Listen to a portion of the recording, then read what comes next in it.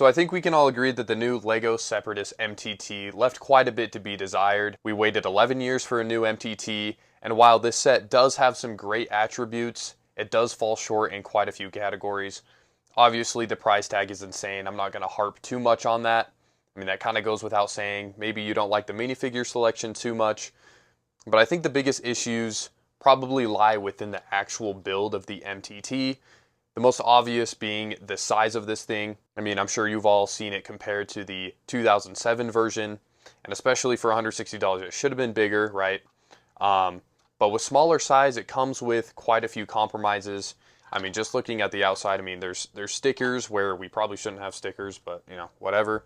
Stubby cannons, namely another one being in the cockpit where you kind of have to lay your battle droid down like he's reclining in a chair or something, in like a lawn chair, which is just weird. And then they didn't even give us like an actual weapon rack. You have to put the weapons for the battle droids on open studs on this Technic brick right here.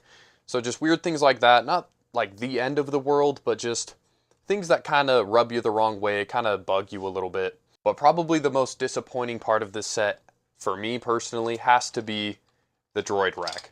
Okay, the actual functionality of the droid rack, on how it actually comes out and drops your battle droids onto the ground, is super awesome.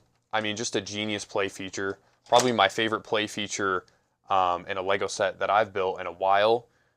Super creative. I love the way that they integrated it. But just 6 battle droids? Really? I mean, the 2007 one could hold like 16 battle droids on the rack.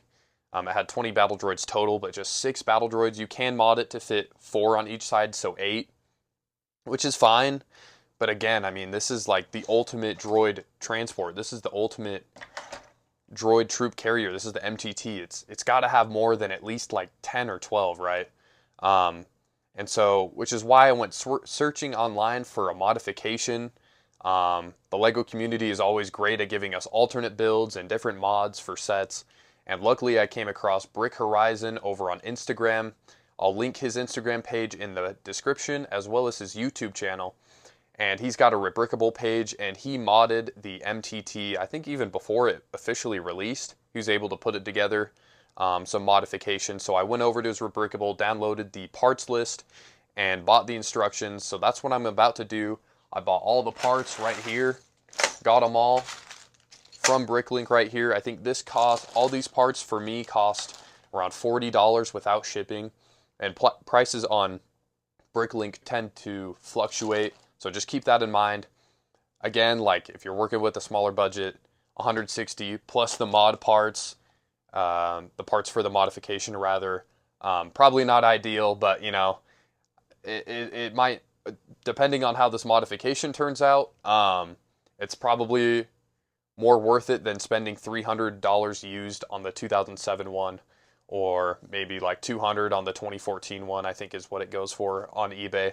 So yeah, I'm going to get to building this thing and kind of walk you guys through the modification and then show you what this whole modification looks like at the end. So let's jump right into it. Alright, so I've successfully dismantled the MTT. I should note that it does have you basically start the modification process, or really the mod instructions start on page 42 of the LEGO instructions. So basically you have kind of the internal infrastructure of the MTT built, as well as the staff speeder, and then the mod starts. So it'll also tell you that once you purchase the mod instructions, which are $8 by the way, over on Brick Horizon's Rebrickable site.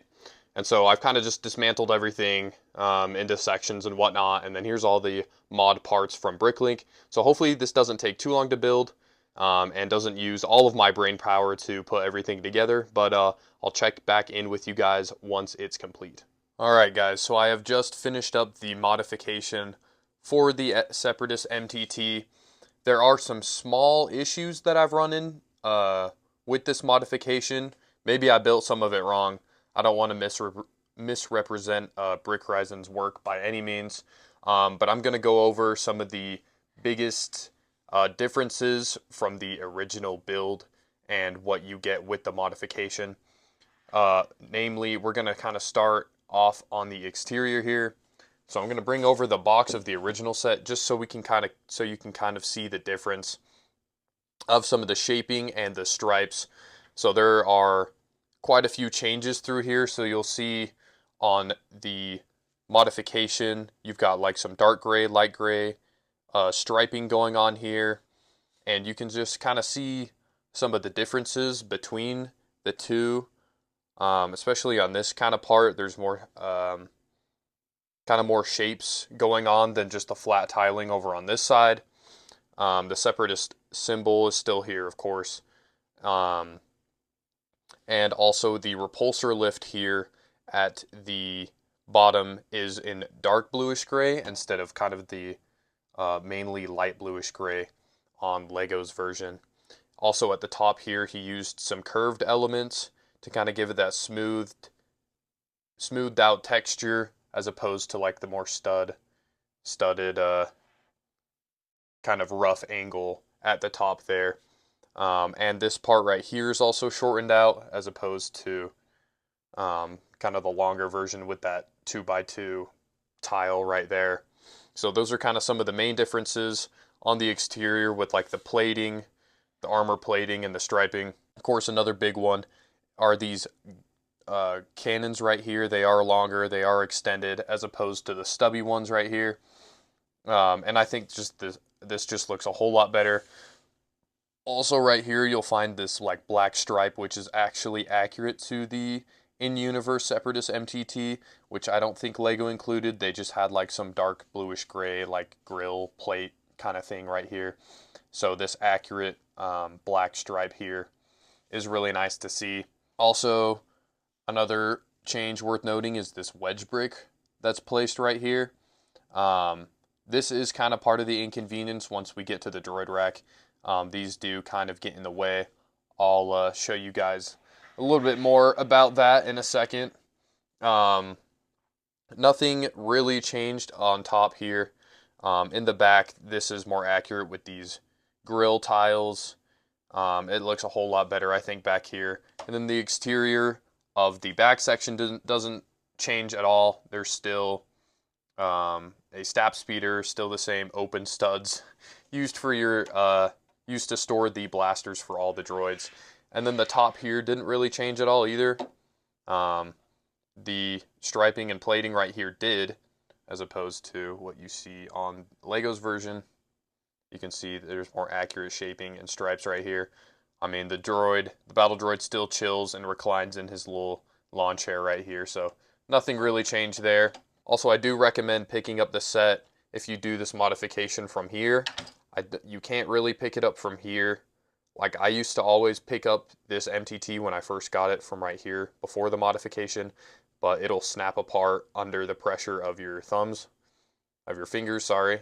So I would just pick it up from the side, because earlier I did pick it up from the cockpit and it just snapped and everything fell apart, so that kind of sucked. So just be aware if you do this modification that you should probably be holding it from the side or from the bottom. So now, the moment you've all been waiting for, the actual droid rack.